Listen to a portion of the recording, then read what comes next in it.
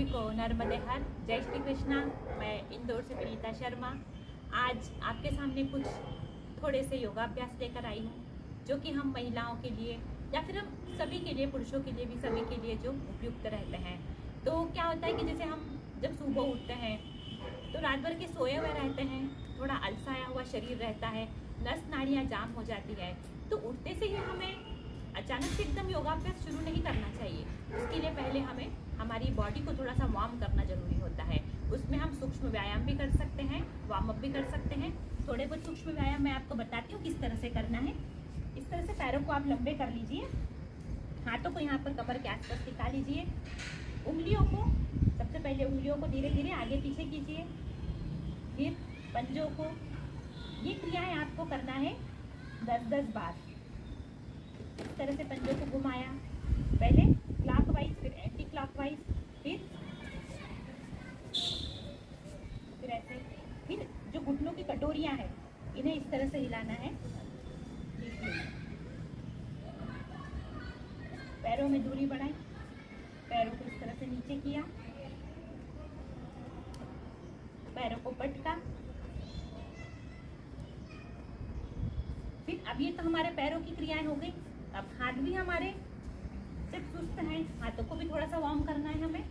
इस तरह से हाथों को लंबा कीजिए, मुट्ठी बनाइए, मुट्ठी को गोल घुमाइए, फिर विपरीत दिशा में घुमाइए। निचोड़िए हाथों को पूरी तरह से, हाथों को साइड में ले जाकर कीजिए, फिर कंधे पर रखिए, गोल घुमाइए, सांस भरते हुए ऊपर और छोड़ते हुए नीचे। इस क्रिया को भी आपको 10 बार करना है।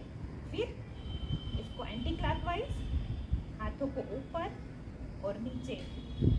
सांस भरते हुए हर क्रिया को ऊपर करना है और सांस छोड़ते हुए हर क्रिया को हम नीचे करेंगे। इस तरह से हो गया। अब बची हमारी गर्दन। गर्दन की क्रिया भी करना जरूरी रहता है। सांस भरी, छोड़ते हुए नीचे, सांस भरते हुए ऊपर ले गए। जितना आप ऊपर ले जा सकते उतना ऊपर ले जाइए। इस क्रिया को भी आपको 8 से 10 बार करना है। गर्दन पीछे घुमाइए, सांस भरते हुए सामने, छोड़ते हुए पीछे, इस तरह से। फिर साइड में ले जाइए, गर्दन को गोल घुमाइए, ग्रीवा चक्र, क्लॉकवाइज, एंटी क्लॉकवाइज, सांस भरते हुए ऊपर और छोड़ते हुए नीचे। एक चक्र हुआ, ये उसका विपरीत चक्र। इस तरह से 8 से 10 चक्र हमने हाथ, पैर और गर्दन की कर ली क्रियाएं। अब हम खड़े होते हैं। खड़े होकर अब मैं आपको कुछ क्रियाएं बता रही हूँ। दोनों पैर के बीच में दूरी बढ़ाएंगे। सांस भरते हुए हाथों को इस तरह से ऊपर फैलाइए और सांस छोड़ते हुए नीचे। देखिए, जब आप इस तरह से हाथों को ऊपर ले जाते हैं तो आपका डायफ्राम ऊपर हो रहा है, ज्यादा से ज्यादा ऑक्सीजन आपके लंग्स में आ रही है। और जब हाथों को इस तरह से आप नीचे करेंगे तब आपका पूरी जो ऑक्सीजन बाहर निकलेगी, सॉरी, कार्बन डाइऑक्साइड बाहर निकलेगी और फिर ये ऑक्सीजन अंदर, छोड़ते हुए नीचे। ठीक। अब क्या होता है, अधिकतर हम महिलाएं जब काम करती हैं तो हम लोग आगे झुककर ही काम करती है। हम मोबाइल भी बहुत देखते हैं तो नीचे झुकने का काम ज़्यादा होता है। हम पीछे तो झुकने का काम करते ही नहीं है, पर हमें पीछे झुकना भी बहुत ज़रूरी रहता है, वरना हमारी जो रीढ़ है वो ऐसे झुक जाती है। तो रीढ़ को संतुलित रखना है, क्योंकि रीढ़ ही हमारे जीवन का मुख्य आधार होती है।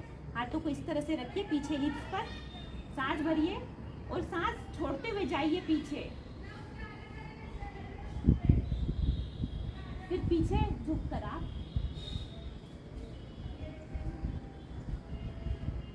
इस तरह से ये क्रिया भी आप 4 से 5 बार कर लीजिए। इससे आपकी रीढ़ की हड्डी फ्लेक्सिबल हो जाएगी। दोनों पैरों के बीच में दूरी बढ़ाई, हाथों को इस तरह से ऊपर किया, सांस भरते हुए यहाँ पर किया। अब तान लीजिए हाथों को ऐसे, सांस भरी और सांस छोड़ते हुए झुक जाइए राइट साइड, सांस भरते हुए वापस। इसी क्रम को दूसरी बार करेंगे। इस क्रिया को भी 8 से 10 बार करना है। क्या होगा, जब हम ये क्रिया करेंगे, जैसे हम इधर झुकते वक्त हाथों को बिल्कुल सीधे रखना है। ध्यान रखिए, भुजाएं कान से चिपका कर रखिए। जब हम झुकेंगे तो यहाँ पर देखिए आप कितना खिंचाव आ रहा है और यहाँ पर दबाव, यहाँ पर भी लंग्स की कैपेसिटी तो बढ़ती ही है, साथ में जो साइड के जो टायर्स निकल जाते हैं वो टायर्स कम हो जाते हैं दोनों तरफ से। अब मैं आपको बता रही हूँ कटी चक्रासन। दोनों हाथों को सामने करेंगे, सांस भरते हुए, सांस छोड़ते हुए अब हम जाएंगे पीछे इस तरह से जाइए। जब तक आप देखिए यहाँ पर आपके हाथों में अगर 1 फीट की दूरी है, यही दूरी को आप मेंटेन करते हुए इसी तरह से जाएंगे। जब आपके हाथों की दूरी कम या ज्यादा होने लगे वहां पर रुक जाइए आप, और फिर धीरे से वापस सांस भरते हुए फिर लेफ्ट साइड, सांस छोड़ते हुए इधर। अब देखिए जब हम इस तरह से घूमते हैं तो हमारा जो ऊपर का ये हिस्सा है ये कैसा घूम रहा है, ऐसे। जब हम इस तरह से जब हम घूमते हैं तो यहाँ भी जो साइड के जो फैट्स रहते हैं ये कम हो जाते हैं। दोनों पैरों को पास पास करेंगे, सांस भरते हुए हाथों को ऊपर उठाइए और धीरे धीरे ऊपर। अब हम कर रहे हैं ताड़ासन। देखिए पूरी एड़ियों के हमारी ऊंची हो गई है, पंजों के बल इस तरह से। अगर आपको कोई दिक्कत हो तो निगाहें एक स्थान पर स्थिर कर लीजिए तो आपका बैलेंस बराबर रहेगा। धीरे धीरे वापस आ जाइए सांस छोड़ते हुए और हाथों को भी नीचे कर लीजिए। अब हम करेंगे सूर्य नमस्कार। सूर्य नमस्कार में मैट के कॉर्नर से कुछ दूरी पर रहेंगे, दोनों पैरों को यहाँ रखेंगे, दोनों हाथों की नमस्कार की मुद्रा बनाएंगे। मन ही मन सूर्य देव का ध्यान करेंगे क्योंकि वह एक सृष्टि के प्रत्यक्ष देवता है। प्रत्यक्ष देवता सूर्य देव को प्रणाम करते हुए उनके मंत्रों का जाप करते हैं। सबसे पहला आसन नमस्कार आसन, सांस भरते हुए हस्त उत्तान आसन,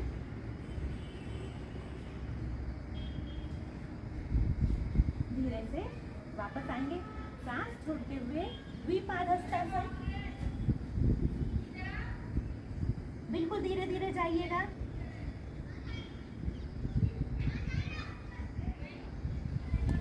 धीरे से हाथ नीचे। अब राइट लेग को पूरा पीछे ले जाना है और ये सामने इस तरह से तीनों हाथ मेरे लाइन में, चेहरा सामने। दूसरा ये है अश्वासन, अश्व संचालन भी कहते हैं जिसे। अब दूसरा पैर भी पीछे। ये हो गया हमारा दंडासन, शरीर फिसल पट्टी के समान। सांस भरिए, सांस छोड़ते हुए घुटने जमीन पर और दोनों हाथों के बीच में हमारा सीना। अष्टांग नमस्कार। यहाँ पर हमारी सांसें रुक जाती है, यानी हम यहाँ पर कुंभक लगाते हैं। धीरे से पैरों को नीचे किया, मस्तक को टिकाया। अब सांस भरते हुए पहले मस्तक, नासिका, ठुड्डी और सीना उठाएंगे, करेंगे भुजंगासन। दृष्टि पूरी आकाश की ओर। सांस छोड़ते हुए धीरे से नीचे, पैरों के पंजों को हम खड़ा करेंगे और पैरों के पंजे के बल पर और हाथों के बल पर अब हम करेंगे पर्वतासन। सांस भरते हुए उठेंगे, पर्वतासन।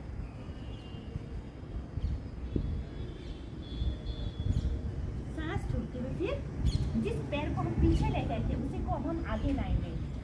अब यहाँ से आसनों का रिपीटेशन शुरू हो जाता है। अश्व संचालन, फिर दूसरा पैर भी आगे लाएंगे, सांस छोड़ते हुए हमारे सिर को घुटनों से लगाने का प्रयास करेंगे।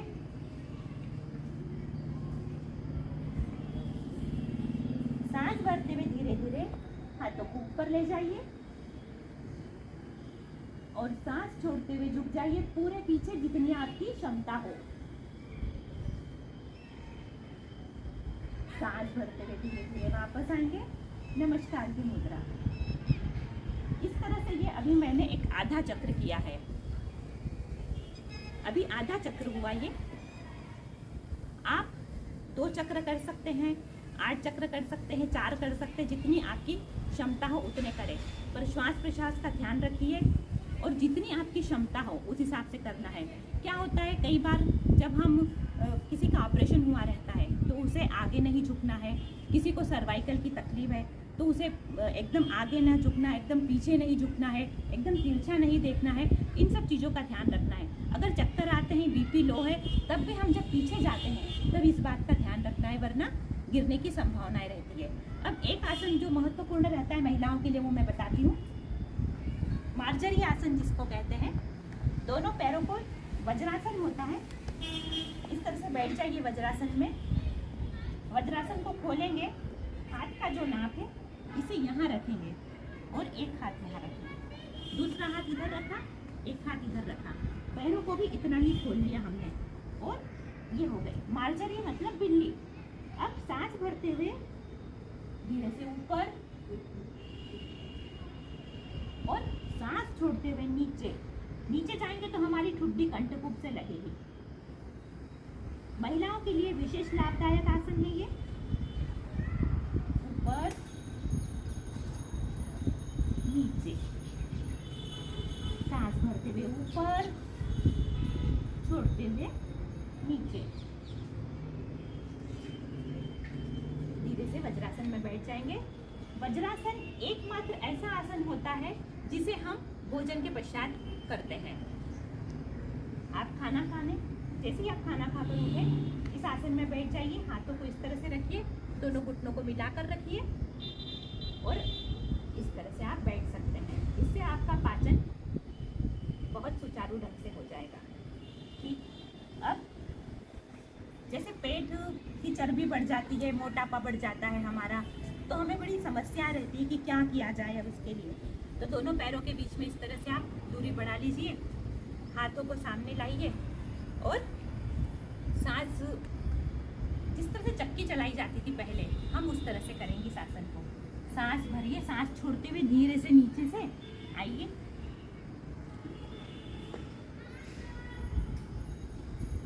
इस तरह से आप 8 से 10 बार कीजिए और इसका विपरीत भी कीजिए।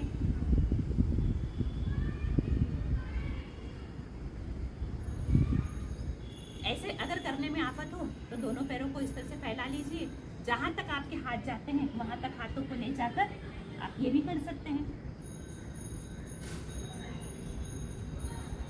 ठीक, अब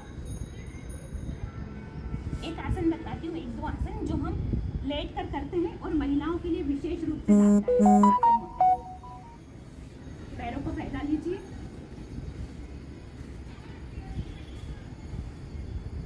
दोनों पैरों को पास पास कीजिए, सांस भरते हुए पैरों को उठाइए 90 डिग्री, इस तरह 90 डिग्री उठाना है। अब दोनों पैरों को खोलिए और बंद कीजिए, फिर खोलना है, फिर बंद करना है। इस क्रिया को 10 बार करना है। इसमें महिलाओं को जो यूट्रस संबंधी जितनी भी परेशानियां होती है उससे निजात मिलता है। धीरे से पैरों को नीचे ले जाइए।